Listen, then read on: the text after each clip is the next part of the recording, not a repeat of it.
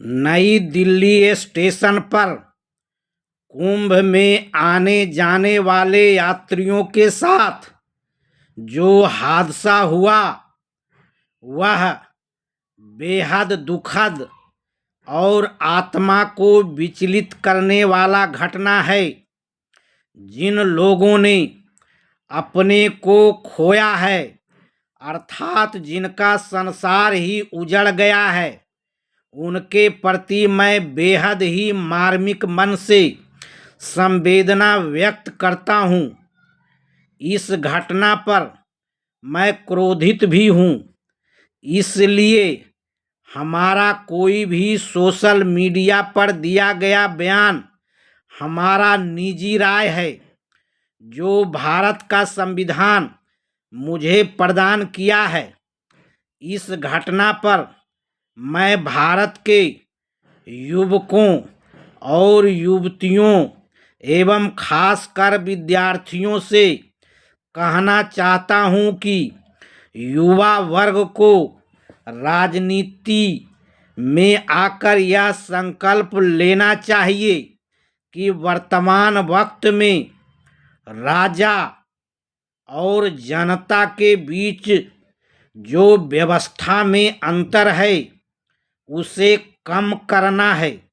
जब आप सब राजनीति में आकर एमपी या एमएलए बनेंगे तो जनता के काम के बदले आपको दरमाहा के साथ साथ इज्जत का पद भी मिलेगा और उस दरमाहा से अगर आप अपने मन को संतोष मन में बदलकर जनता का काम करेंगे तो आपको सदा जीत के साथ साथ कभी भी बुरा दिन देखने को नहीं मिलेगा।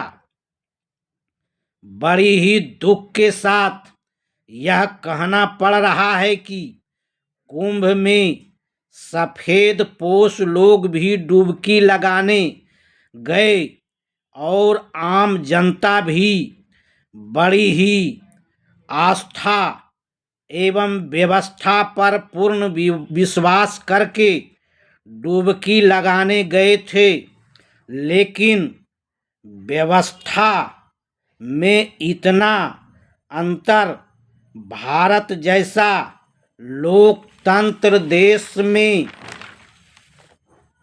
जहाँ के राजा अपने काम के वक्त बराबर यह बोलता है कि जनता हमारा मालिक के साथ साथ जनार्दन भी है। राजा जी विस्तार में बताएंगे तो यूट्यूब वाला भी हमारा बात पर ध्यान नहीं देगा, इसलिए संक्षेप में आप जानिए कि राजा जनक की सुपुत्री सीता जी जब छोटी थी तब सफाई करने के दौरान अपने घर में रखा हुआ उस धनुष को पहले आंगन में रखी और सफाई के बाद फिर उठाकर उस धनुष को वहाँ रख दी जहाँ पहले रखा था। उस आश्चर्यजनक दृश्य को देखकर ही जनक जी प्रतिज्ञा किए थे कि सीता का विवाह उसी से होगा जो उस धनुष को तोड़ देगा।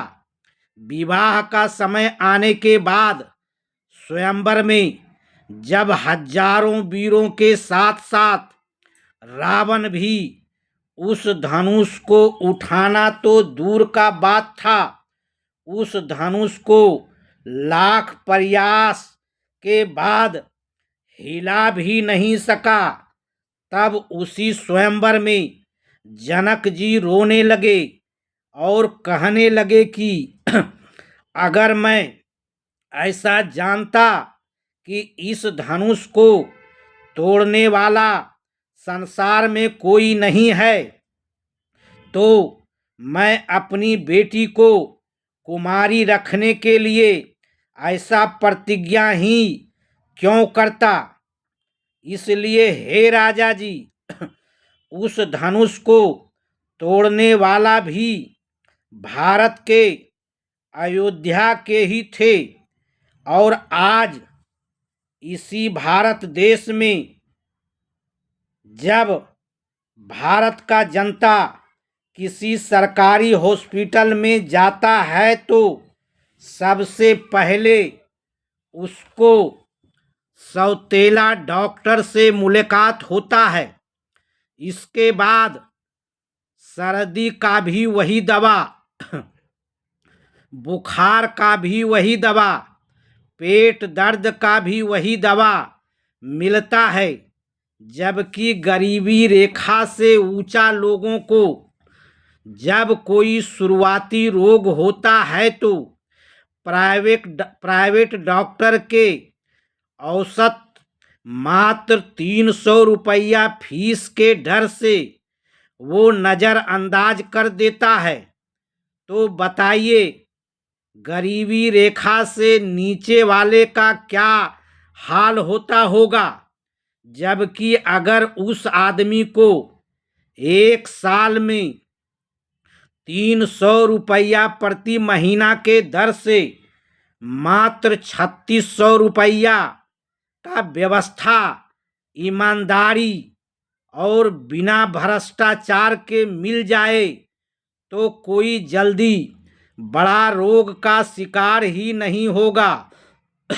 और यह योजना आपका 5 लाख सालाना फ्री इलाज से लाख गुना बेहतर होगा।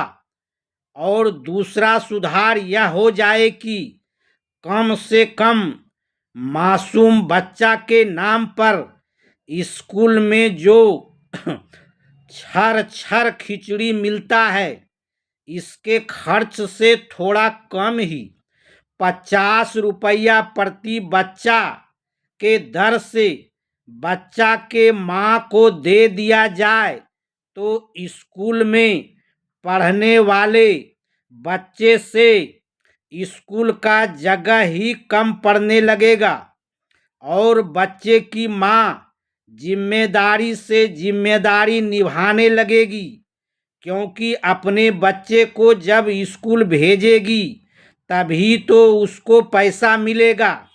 इसलिए हे राजा जी, भारत में सोच वाला का कमी नहीं है। इसलिए आप अपने जिम्मेदारी को समझते हुए कम से कम मृत्यु जैसा घटना, अर्थात नई दिल्ली स्टेशन जैसा घटना ना होने दे। ऐसा इसलिए कि जो मर गया वह व्यक्ति अपने बचे हुए समय में जो ईश्वर का नाम लेता उसका हिसाब आपको देना पड़ेगा।